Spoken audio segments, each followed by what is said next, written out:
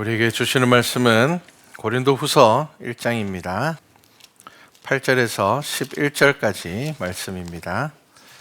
신약성경 286쪽입니다. 우리 한 목소리로 함께 성경 말씀을 봉독하도록 하겠습니다. 형제들아, 우리가 아시아에서 당한 환난을 너희가 모르기를 원하지 아니하노니 힘에 겹도록 심한 고난을 당하여 살 소망까지 끊어지고 우리는 우리 자신이 사형 선고를 받은 줄 알았으니 이는 우리로 자기를 의지하지 말고 오직 죽은 자를 다시 살리시는 하나님만 의지하게 하심이라. 그가 이같이 큰 사망에서 우리를 건지셨고 또 건지실 것이며 이후에도 건지시기를 그에게 바라노라. 너희도 우리를 위하여 간구함으로 도우라. 이는 우리가 많은 사람의 기도로 얻은 은사로 말미암아 많은 사람이 우리를 위하여 감사하게 하려 함이라. 아멘. 우리가 알아야 할 것이라는 말씀의 제목으로 함께 나누려고 합니다. 자, 고린도후서는 마게도냐에서 기록이 되었습니다. 마게도냐는 오늘날로 이야기하면 그리스입니다. 그리스. 이제 신약 성경 사도행전을 지나면서 이 복음이 이방인들에게 전해지면서 복음은 빠른 속도로 번져가게 됩니다. 그래서 우리가 신약 성경, 특히 사도 바울의 서신에서 보게 되는 빌립보라든지 데살로니가라든지 베레아라든지 이런 지명들은 그리스의 지명들입니다. 자, 사도 바울은 이방인의 사도이기도 하지만 다르게 이야기를 하면은 고난의 사도입니다. 물론 예수님의 다른 제자들도 고난을 참 많이 받았습니다. 그런데 구체적으로 기록이 되어 있지는 않습니다. 사도 바울은 자신의 고난을 그리스도의 고난이라 그렇게 표현을 합니다. 고린도후서를 시작하면서 5절 말씀에 보면 이렇게 이야기를 합니다. 그리스도의 고난이 우리에게 넘친 것 같이 이렇게 말씀을 합니다. 자, 우리는 고난은 없으면 좋지, 환난은 없으면 좋지, 뭐든지 다 잘 되면 좋지, 우리는 그렇게 신앙생활을 바라봅니다. 우리의 삶도 그렇게 바라봅니다. 그런데 사도 바울을 통하여서 우리는 분명히 알아야 될 것이 있는데, 그것이 뭐냐면 고난이라는 것은 우리가 외면해야 되는 것이 아니라 우리가 이 고난을 통하여서 하나님의 위로와 하나님의 뜻을 볼 수 있어야 한다는 것입니다. 자, 사도 바울은 고난을 부정적으로 보는 것이 아니라 바로 이것이 우리가 예수님의 길을 따르고 있는 것이라고 그렇게 표현을 합니다. 왜 그렇게 표현을 하는가 하면은 자신이 지금 당하고 있는 고난들, 환난들은 죄로 인한 것이 아니라 복음을 전함으로 인하여서 받는 고난이라고 그 스스로가 당당하게 말할 수 있기 때문입니다. 즉, 복음을 전거하다가 받는 고난에 대하여서 그는 부끄러워하지 않았고 그것을 통하여서 우리들 또한 복음으로 살아가는 것, 그로 인하여서 주어지는 고난에 대해서 부끄러워해서는 안 된다는 것, 그 가운데서 하나님의 위로를 받아야 한다는 것을 말하고 있는 것입니다. 갈라디아서 6장 17절에 보면 이런 말씀이 있습니다. 사도 바울이 내 몸에 예수의 흔적을 가졌노라 이렇게 말합니다. 예수님의 흔적을 가졌다라고 이야기를 합니다. 예수님께서 그 고난의 길, 십자가의 길을 가시고 십자가에 달려 죽으시고 그리고 부활하셨습니다. 그런데 사도 바울은 자신의 고난에 대해서 하나님, 제가 하나님을 믿고 따르는데, 제가 예수님을 믿고 따르는데 왜 이런 고난이 제게 있습니까? 라고 말하지 않고 뭐라고 이야기를 합니까? 내 몸에 예수님의 흔적을 가졌다 그렇게 말합니다. 자, 우리 모두는 고난에 대한 올바른 자세를 가져야 됩니다. 여러분, 죄로 인하여서 우리에게 주어지는 고난 앞에서는 우리는 회개해야 됩니다. 하지만 복음을 위하여서 당하는 고난에는 여러분, 우리는 당당해야 됩니다. 여러분, 이것을 부끄러워해서는 안 된다는 것입니다. 우리가 고난을 부끄러워하게 되면은 우리는 복음의 힘을 잃어버리게 됩니다. 믿음의 힘을 잃어버리게 되고 신앙의 힘을 잃어버리게 됩니다. 대부분의 사람들이 고난을 숨깁니다. 잘 되는 것은 자랑합니다. 고난은 숨깁니다. 여러 가지 환난들은 숨기려고 합니다. 그런데 사도 바울은 오늘 말씀에서 어떻게 이야기하는가 하면요, 오히려 이 사도 바울의 그 고난을 우리 모두가 알기를 원한다 그렇게 이야기를 합니다. 그래서 오늘 우리가 묵상한 8절 말씀에 이렇게 이야기를 하죠. 우리가 아시아에서 당한 환난을 너희가 모르기를 원하지 아니하노니, 이렇게 이야기를 합니다. 우리가 당한 고난 너희들 알아야 된다. 알고 있어야 된다. 그렇게 이야기를 합니다. 자, 왜 그렇게 사도 바울이 이야기를 했을까요? 난 이런 정도의 고난을 당하면서도 나는 신앙을 지켰어. 이렇게 자랑하기 위함이 아닙니다. 왜냐하면 여러분, 그리스도의 고난, 신앙 안에서 주어지는 고난은 사도 바울에게만 주어지는 것이 아니기 때문입니다. 지금 사도 바울의 이 서신을 읽고 있는 모든 사람들도 이 고난의 길을 가야 되기 때문입니다. 왜냐하면 기독교의 박해가 점점 더 심해지고 있기 때문입니다. 그리고 그것은 오늘날 신앙생활을 하고 있는 저와 여러분에게도 마찬가지입니다. 왜냐하면 예수님께서는 마지막 때가 되면 될수록 어떻게 된다고요? 더 편해진다고요? 더 잘 된다고요? 아닙니다. 고난이 점점 더 많아질 것이라 분명하게 말씀하셨습니다. 그렇기 때문에 저와 여러분은 하나님께서 우리에게 주시는 축복에만 관심을 가지는 것이 아니라, 여러분, 우리는 이 고난을 알아야 됩니다. 여러분, 성도는 고난 중에 하나님의 위로를 경험하게 되는 것입니다. 교회는 고난을 통하여서 기도의 능력을 경험하게 되고, 예배 가운데 우리에게 주시는 하나님의 기쁨과 평안을 알게 되는 것입니다. 여러분, 세상이 주지 못하는 하나님의 평안을 누리고 있습니까? 여러분들의 삶 가운데서 지금 말씀 가운데 주시는 기쁨과 즐거움을 누리고 있습니까? 생각해 보셔야 됩니다.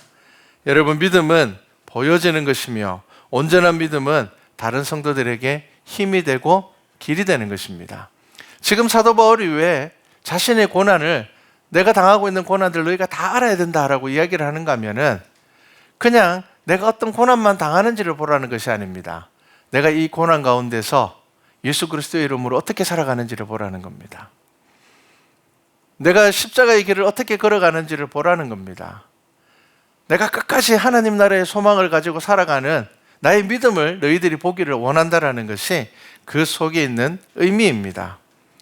사도 바울이 순교의 길을 당당하게 간 것은 자신이 예수님의 길을 따르는 사도임을 자신의 삶을 통하여서 나타낸 것입니다. 세계적으로 아주 유명한 다큐멘터리를 제작하는 감독이 있습니다. 그런데 이 사람은 평화에 대한 다큐멘터리만 제작을 합니다. 자기 스스로를 나는 죽을 때까지 평화에 대한 다큐멘터리를 찍을 것이다 라고 이야기를 하는 사람입니다. 그런데 그 사람이 다큐를 보면요, 정작 무엇을 찍는가 하면은 전쟁에 대한 영상을 찍습니다.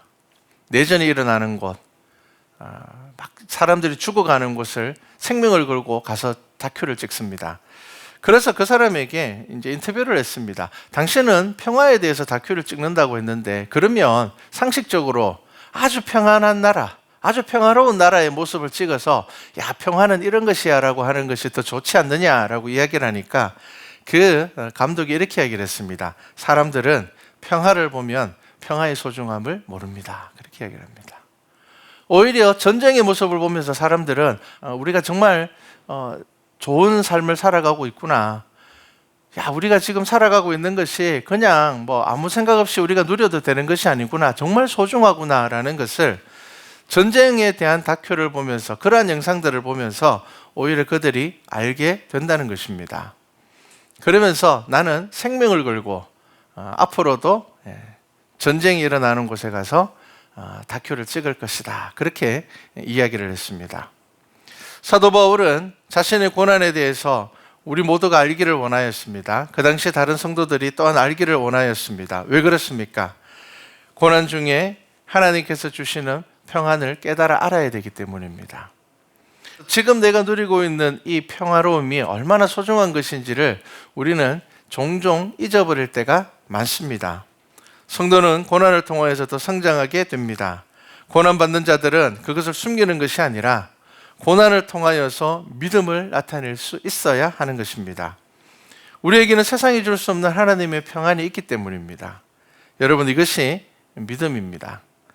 우리는 잘 되어서 성공하는 것을 간증하려고 합니다. 하지만 고난 중에도 우리는 자랑할 것이 있어야 됩니다.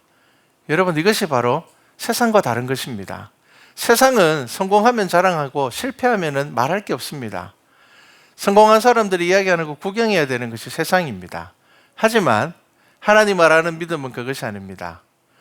성공 가운데서도 하나님께서 주신 축복을 이야기할 수 있지만 고난 가운데서도 하나님께서 내 마음 가운데 함께 하시고 나의 삶을 이끌어 가심을 고백할 수 있는 것이 바로 믿음입니다.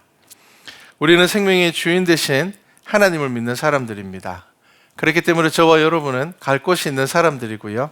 그리고 그곳은 예수 그리스도를 믿는 믿음으로만 갈 수 있는 곳이기 때문에 여러분, 세상의 어떠한 고난도 우리를 예수님과 떼어놓을 수 없습니다. 여러분, 이게 바로 믿음입니다. 사도 바울이 지금 그 이야기를 하고 있는 겁니다. 자, 사도 바울이 어떤 고난을 당했는지 8절 후반절에 보면 이렇게 표현합니다. 힘에 겹도록 심한 고난을 당하여 살 소망까지 끊어지고, 이렇게 표현하고 있습니다. 자, 사도 바울이 당한 고난을 이제 헬라어로는 이렇게 표현합니다. 엑사포레데니아라는 단어를 사용을 하는데, 이 단어의 뜻이 뭐냐면은 탈출구가 없는 고난입니다. 쉽게 이야기를 하면은 요것만 좀 버티면 괜찮아지겠지, 이런 고난이 아니라는 겁니다.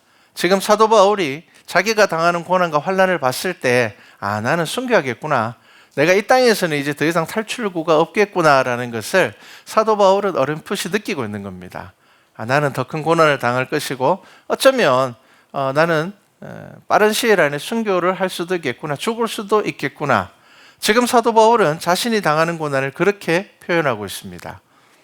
고난은 크게 네 가지로 구분을 합니다. 경제적인 고난이 있습니다. 두 번째는 육체적인 고난이 있습니다.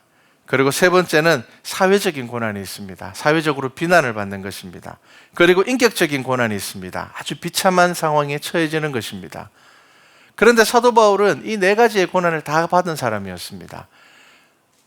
그는 바리새인으로서 아주 확고한 사회적 지위, 경제적인 지위를, 그리고 그는 로마의 시민권을 가지고 있는 사람이었음에도 그는 예수 그리스도를 믿음으로 인해서 그거 다 포기했습니다.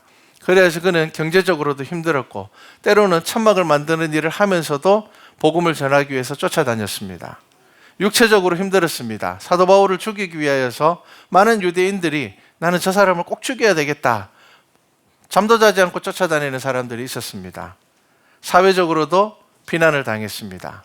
그 다실론 사회 가운데서 오직 예수 그리스도만이 구원이라고 외치는 사도 바울은 사회적으로도 비난을 받을 수밖에 없었습니다. 인격적으로도 비천한 상황 가운데 갔습니다. 이 모든 고난을 다 받고 있었지만, 하지만 사도 바울은 이 고난에 대해서 원망하거나 불평하는 것이 아니라 오히려 뭐라고 이야기한다고요? 나의 고난을 너희들도 알기를 원한다. 왜냐하면 이 고난 가운데서 하나님께서 위로가 되시기 때문이다. 내가 이 고난 가운데서도 지금 불평하지 않고 불만하지 않는 것은 무엇 때문이라고요? 하나님께서 이 상황 가운데서 나를 위로하고 있기 때문이라는 겁니다. 그래서 사도 바울은 나중에 너희들도 고난 받을 때에 내가 누린 이 위로와 평안을 누리기를 원한다고 말하고 있는 것입니다. 우리가 읽고 있는 성경에는 살 소망이 끊어질 만큼이라고 표현했지만 다른 성경에는 무거운 짐에 깔린 짐승처럼 이렇게 번역을 하였습니다. 그만큼 사도 바울의 고난은 우리가 상상할 수 없을 만큼의 고난이었습니다. 그래서 9절에 보면 우리는 우리 자신이 사형 선고를 받은 줄 알았으니, 이렇게 이야기를 합니다. 이제 죽게 될 것이라는 것도 어렴풋이 짐작하고 있었습니다. 그런데 사도 바울은 이 가운데서 하나님께서 주시는 위로를 이야기합니다. 이는 우리로 자기를 의지하지 말고 오직 죽은 자를 다시 살리시는 하나님만 의지하게 하심이라, 이렇게 이야기를 합니다. 이제 우리는 죽은 자가 되었고 나는 사형 선고받은 자가 되었기 때문에 나를 의지할 수가 없다라는 겁니다. 이제 나는 누구를 의지한다고요? 죽은 가운데서 나를 살리신, 죽은 자를 다시 살릴 수 있는 그 예수 그리스도만을 나는 의지하겠다. 나는 하나님만 의지하겠다. 그렇게 고백하고 있습니다. 사도 바울의 믿음은 고난 중에서 자신의 사명과 하나님의 뜻을 바라보고 있습니다. 그래서 이 고난 가운데서 나는 하나님을 의지하게 되었다고 고백을 합니다. 이 고난을 축복으로 바꾸는 방법은 무엇이라고요? 하나님을 의지하는 것 외에는 방법이 없다, 그렇게 이야기를 하고 있습니다. 자, 이것은 사도 바울의 고백뿐만이 아니라 베드로도 그렇게 고백을 합니다. 베드로전서 4장 12절에 보면은 우리가 잘 아는 말씀이 나옵니다. 사랑하는 자들아, 너희를 연단하려고 오는 불시험을 이상한 일 당하는 것 같이 이상히 여기지 말고 오히려 너희가 그리스도의 고난에 참여하는 것으로 즐거워하라. 이는 그의 영광을 나타내실 때에 너희로 즐거워하고 기뻐하게 하려 함이라. 이렇게 말씀하고 있습니다. 여러분, 우리는 이 고난에 대한 말씀들을 아주 깊이 있게 묵상해야 됩니다. 지금 베드로가 뭐라고 이야기를 합니까? 고난 가운데서 어떻게 하라고요? 즐거워하라. 그렇게 이야기를 합니다. 고난에 참여하는 것을 즐거워하라. 왜냐하면 이것은 고난으로 끝나지 않기 때문입니다. 어떻게 된다고요? 그의 영광을 나타내실 때에 우리는 즐거워하고 기뻐할 수 있기 때문입니다. 여러분, 우리는 고난에 대하여서 이것을 좋지 않은 것으로 생각하고 자꾸 부끄러워할 때가 많습니다. 우리가 위축될 때가 많습니다. 지금 내가 처해져 있는 여러 가지 상황 가운데서 움츠러들 때가 많습니다. 그런데 여러분, 그렇게 하지 마십시오. 하나님을 의지하신다면, 내가 믿음 안에서 정직하게 살아가고 있다면 여러분들이 어떤 상황 가운데서도 여러분은 담대하게 예수 그리스도를 의지하면서 살아가셔야 하는 것입니다. 여러분, 세상을 이길 힘을 누가 주십니까? 예수님께서 주시는 것입니다. 오늘 우리가 읽은 말씀의 11절에는 그래서 사도 바울이 뭐라고 이야기를 하는가 하면요, 너희도 우리를 위하여 간구함으로 도우라. 이렇게 이야기를 합니다. 지금 이 서신을 받는 자들은 아직 큰 고난 가운데 있지는 않습니다. 그래서 사도 바울이 뭐라고 이야기를 합니까? 우리의 고난을 너희들이 알아야 되고 우리의 고난을 위해서 너희가 간구함으로 도우라. 그렇게 이야기를 합니다. 왜 그렇습니까? 이는 우리가 많은 사람의 기도로 얻은 은사로 말미암아 많은 사람이 우리를 위하여 감사하게 하려 함이라. 이렇게 이야기를 합니다. 여러분, 많은 사람들의 기도가 어떻게 된다고요? 은사가 된다는 겁니다. 많은 사람의 기도로 인하여서 하나님의 역사가 일어나게 된다는 것입니다. 이 고난이 사라지는 것이 아니라 이 고난 가운데서 위로를 받게 되고 평화를 누리게 되고 하나님의 나라의 소망이 더 분명해진다는 것입니다. 여러분, 고난에 참여하는 기도를 통하여서 하나님은 기도의 능력을 알게 하시는 것입니다. 여러분, 기도함으로 인하여서 여러분들은 삶 가운데서 하나님께서 어떻게 일하시고 어떻게 역사하시는지를 경험하게 될 것입니다. 특히나 여러분, 내 개인의 기도에 머물러 있는 것이 아니라 조금 더 눈을 들고 조금 더 시선을 열어서 고난에 대한 여러 가지 상황들과 형편들에 대한 기도들을 하셔야 하는 것입니다. 여러분, 지금 세계에서 가장 혼란스러운 것이 어디입니까? 아프가니스탄입니다. 여러분, 우리가 2주 전부터 뉴스를 통하여서 그곳의 상황들을 봅니다. 여러분, 뉴스를 통하여서 우리는 정말 비참한 상황들을 보게 됩니다. 며칠 전에는 폭탄 테러가 일어나서 거의 200명 가까이 되는 사람들이 생명을 잃었습니다. 그곳에 있는 사람들이 뉴스 가운데 이렇게 이야기를 했습니다. 지옥의 한가운데 있는 것 같습니다. 지금 우리는 지옥의 한가운데 있는 것 같습니다. 그렇게 이야기를 합니다. 그리고 여러 영상들이 나왔는데 그 가운데 두 가지 영상이 참 마음이 아팠습니다. 첫 번째는 여러분들도 뉴스를 보셨을 겁니다. 아기의 엄마가 이 생명을 살리기 위하여서 자기는 어차피 탈출할 수 없으니까 갓난아기가 이렇게 보자기에 쌓인 갓난아기를 어떻게 합니까? 철조망이 있는 곳으로 던집니다.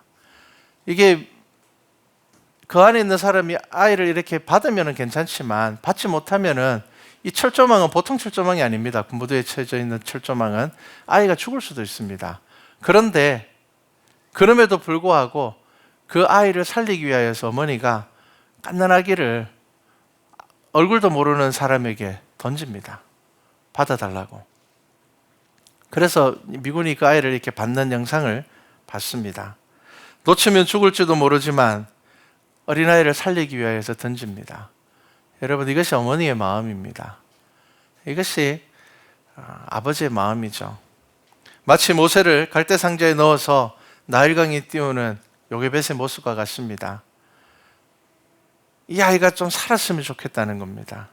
자신은 죽더라도 이 아이를 살렸으면 좋겠다는 겁니다.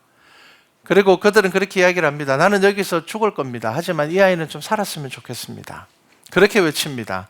그리고 한 어머니는 사랑하는 자녀를 위해서라면 나는 목숨을 걸고 어디든 갈 각오가 되어 있다. 그렇게 이야기를 합니다. 그렇게 절규를 합니다. 그리고 또 하나는 출발하는 비행기의 발통에 올라탔다가 떨어져 죽은 10대 청소년들이 있습니다. 어떻게 해서든지 도망가고 싶은데 도망갈 방법이 없으니까, 비행기를 타고 싶은데 못 탔으니까, 발통이라도 우리가 상식적으로 생각하면 그거 살 수 있겠습니까? 못 삽니다. 죽을 걸 알면서도 혹시나 살 수도 있다라는 그 작은 기대 하나를 가지고 비행기 발통에 올라탔습니다. 그리고 사람들이 보는 데서 떨어져서 죽어버렸습니다. 세상의 모순을 보는 것 같았습니다. 어떤 나라는 지금 코로나임에도 불구하고 거하게 파티를 벌이는 사람들이 있습니다. 그런데 어떤 나라는 지금 생명을 걸고 탈출하고 있습니다. 막상 그곳을 벗어난다고 해도 그들의 삶은 비참합니다. 불법 브로커를 통해서 유럽으로 밀고 가는 아프가니스탄의 청년의 다큐를 하나 봤습니다. 자그마치 7,000km를 둘러서 유럽에 도착을 했습니다. 그런데 어떤 삶이 기다리고 있을까요? 노숙자로 살다가 경찰에게 체포되어서 다시 추방되어 버렸습니다. 죽고 싶지 않아서, 살고 싶어서, 자기가 벌 수 없는 돈임에도 불구하고 막 여기저기 돈을 모아서 브로커를 통해서 겨우 도망갔습니다. 그런데 그 도망가는 과정이 다큐를 보면서 이거는 도망가는 이 탈출하는 과정이 아니라 죽을 확률이 더 높은 겁니다. 걸어서 수백 킬로가 되는 산맥을 걸어서 지나가요. 처음에 출발할 때는 한 7, 80명이 모여서 출발을 했는데 중간 정도 지나가니까 절반이 없어요. 물어도 모른답니다. 낙오되면 여기는 죽을 수밖에 없기 때문에 뒤돌아볼 시간이 없대요.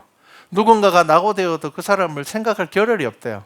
일단은 내가 살아서 넘어가야 되기 때문에 누가 낙오되든 누가 쓰러져 죽든 생각하지 않고 걸어서 가는 겁니다. 그렇게 많은 사람들이 죽지만 결국 그들은 자유를 얻지 못했습니다. 여러분, 나라를 잃은 자들에게 세상은 가혹합니다. 우리가 뉴스를 보면서 어떤 생각을 합니까? 아프가니스탄의 정규 군대가 몇 명이라고요? 30만 명입니다. 그런데 탈레반이 몇 명이라고요? 7만 명, 8만 명 그렇게 이야기를 합니다. 30만 명이나 되는 정규군이 7만 명, 8만 명 되는 군대와 싸워보지도 않고 나라를 내어줘 버렸습니다. 어처구니 없는 일이 이루어졌습니다. 우리가 예배드리는 지금 이 순간에도 아프가니스탄에는 수많은 사람들이 죽어가고 있을 겁니다. 죽음의 공포에 떨고 있을 겁니다. 그리고 여러분 기억하셔야 됩니다. 그곳에는 예수 그리스도를 믿는 만여 명의 성도가 있습니다. 그리고 여전히 남아있는 선교사님들이 있습니다. 언제 죽을지 모르는 두려움 가운데 있습니다. 저와 여러분은 그 땅을 위해서 기도해야 됩니다. 특별히 예수 그리스도를 믿는 성도들을 위하여서 기도해야 됩니다. 여러분, 분명히 순교자가 생길 것입니다. 어쩌면 이미 생겼을 수도 있습니다. 이슬람인으로서 예수를 믿는다는 것은 죽음밖에 없습니다. 특히나 탈레반에게 있어서는 이슬람교를 버린다는 것은 적결처형입니다. 죽을 수밖에 없습니다. 여러분, 우리는 세계 곳곳에서 일어나고 있는 일들을 믿음의 눈으로 볼 수 있어야 됩니다. 사도 바울이 지금 뭐라고 이야기를 합니까? 간구함으로 도우라, 그렇게 이야기를 합니다. 지금은 내가 고난을 당하고 있지만, 지금 아직 너희들은 고난을 당하고 있지 않지만 그것에 대해서 너희들이 모르고 살면 안 된다는 겁니다. 너희들이 알기를 원한다고 이야기를 합니다. 알아야 된다고 이야기를 합니다. 여러분, 여러분의 개인의 삶들만을 위하여서 기도하는 것이 아니라, 지금 내 앞에 있는 문제들만을 위해서 기도하는 것이 아니라, 여러분들 조금 더 눈을 들어서 세상 가운데서 죽음 앞에서 두려워하고 공포에 떨고 있는 많은 사람들과, 그리고 우리는 이렇게 편안하게 예배드리고 있지만 우리는 정말 예배드리면서 졸을 수도 있잖아요. 여러분, 이것도 행복입니다. 이슬람 지역에 있는 교회에서는 예배를 드릴 때 늘 긴장한다고 합니다. 왜냐하면 누군가가 이 예배 장소를 발견하고는 폭탄을 안에 던져놓고 지나갈 수도 있습니다. 실제로 그런 일들이 일어납니다. 몰래 모여서 예배를 하지만 예배 장소가 발각이 되면은 주정이 와서 부수지 않는다고 합니다. 모르는 척하고 있다가 주일날 예배 모이려고 사람들이 모이면은 그 창문을 통하여서 폭탄을 던져버린다고 합니다. 늘 긴장하면서 예배 드려야 됩니다. 여러분, 그렇게 예배 드리는 우리 믿음의 성도들이 세계 곳곳에 지금 있습니다. 여러분, 전쟁과 기근과 핍박과 환난의 때에 우리는 말씀을 기억하고 새겨야 합니다. 하루아침에 지옥과 같은 삶이 주어지는 것을 우리는 세계 역사를 통하여서 목격하고 있습니다. 우리는 은연중에 우리가 지금 잘 사니까 우리가 지금 안전하니까, 우리가 세계적으로 안전한 나라니까 우리는 영원히 안전할 거라고 생각할 때가 정말 많습니다. 그런데 여러분, 기억하셔야 됩니다. 세계 역사를 보시면서 교훈을 얻어야 됩니다. 100년 이상 전쟁 없었던 나라는 없습니다. 여러분, 거의 없습니다. 100년 이상 전쟁 없이 살아간 나라가 없습니다. 우리는 그것을 세계 역사를 통하여서 교훈을 얻어야 됩니다. 지금도 이 세상은 뜻밖의 일들이 일어나고 있으며 영적인 전쟁은 더 치열해지고 있습니다. 내 삶의 문제만 바라보고 만족해하고 행복해하는 것이 아니라 우리가 조금 더 눈을 들어서 세상의 흐름을 보아야 됩니다. 그러면 여러분 더 중요한 것을 알게 되고 더 깊은 것을 보게 될 것입니다. 사단은 저와 여러분들에게 늘 괜찮다고 이야기를 합니다. 나만 괜찮으면 돼 라고 이야기를 합니다. 그런데 여러분, 사도 바울은 뭐라고 이야기를 합니까? 알기를 원한다고 이야기를 합니다. 여러분, 우리는 알아야 됩니다. 이 세계의 역사가 어떻게 흘러가고 영적인 전쟁이 어떻게 흘러가고 있는지를 우리는 알아야 됩니다. 지금도 생명을 내어놓고 복음을 전하는 선교사님들의 그 사역지를 우리는 기억해야 하는 것입니다. 생명을 내어놓고 예수님을 믿는 자들이 있는가 하면 편안함 가운데서도 제대로 믿지 못하는 사람들이 너무 많습니다. 여러분, 성도로 사는 것은 세상을 살지만 하나님의 백성으로 살아가는 것입니다. 여러분, 그래서 교회를 위하여서, 성도를 위하여서 함께 기도하고 간구함으로 우리가 그리스도의 길을 따라가는 우리 교회와 성도가 되기를 주님의 이름으로 축복합니다.